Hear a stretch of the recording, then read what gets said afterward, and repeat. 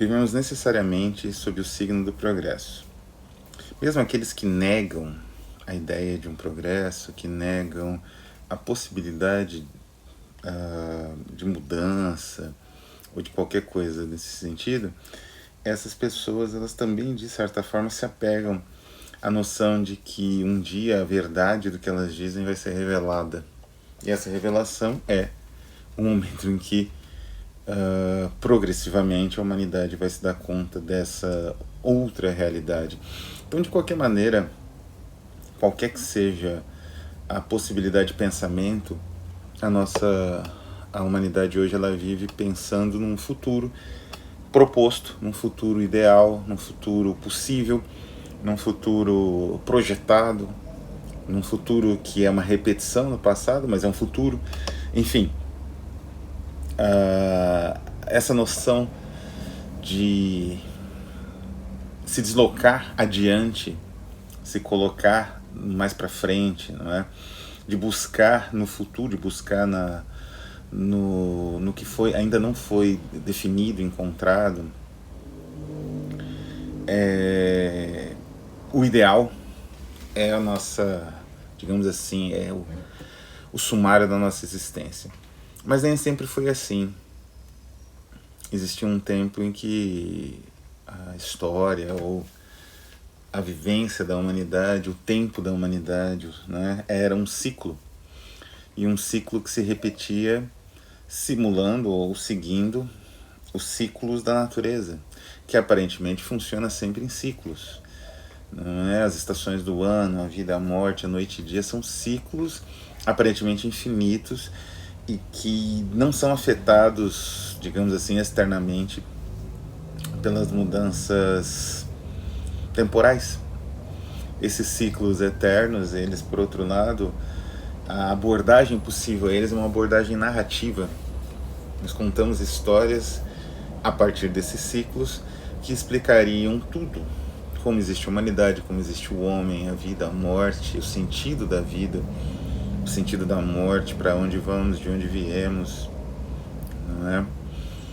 Esses ciclos, então, inspirariam histórias, essas histórias assegurariam para a humanidade a posição dela no mundo. Mas isso é passado. Isso que eu descrevi, essa sucessão dos ciclos, esse pensamento cíclico, é aquilo que se denomina geralmente de mito. É uma etapa, né? Como eu disse, a nossa etapa ela é linear.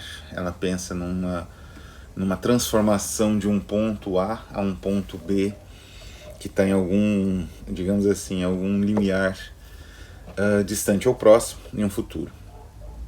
Um limiar temporal.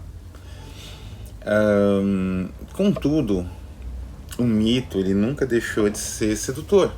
Ele seduz, não é? Ele conta com a nossa imaginação mais pura, mais bruta, trabalhando seus elementos, dando sentido a cada, digamos assim, a cada segmento, a cada fragmento, a cada pedra do planeta ganha um sentido graças ao mito.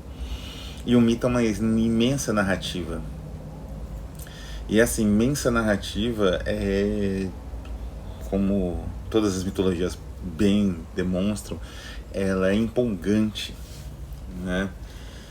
Então nós, embora tocados pelo signo do progresso, de tal maneira que nós não conseguimos, digamos assim, mesmo que nos esforcemos, nós nunca vamos conseguir negar esse toque, não negar o progresso, negar a nossa dependência dessa noção. O mito ainda é sedutor. Em política, essa sedução é mortal, essa sedução é destrutiva. O mito politizado resulta em candidatos míticos, em presidentes, em líderes míticos que vão tentar transformar a história nessa narrativa mencionada do mito, e nisso vão fazer um banho de sangue. Mas, em termos de arte, a retomada do mito ela é extremamente evocativa, não só talvez de arte em geral, não é? De percepção de mundo, não é? De quebra de expectativas, de quebra de uma noção muito sistemática de progresso, muito falsa de progresso, não é? Aí sim o mito ele é menos, por assim dizer, menos oferece menos perigo. E na arte o mito ele sempre retorna. No cinema, por exemplo, no cinema italiano, ele retornou nas obras de Pasolini com Édipo Rei, ou Medeia, e nas obras de Fellini com Roma, ou Satyricon. São abordagens muito diferentes, mas que levam em consideração as camadas e camadas de mito e história que se, digamos assim, interrelacionam, que se interconectam no solo italiano, no solo de Roma. E é interessante como um autor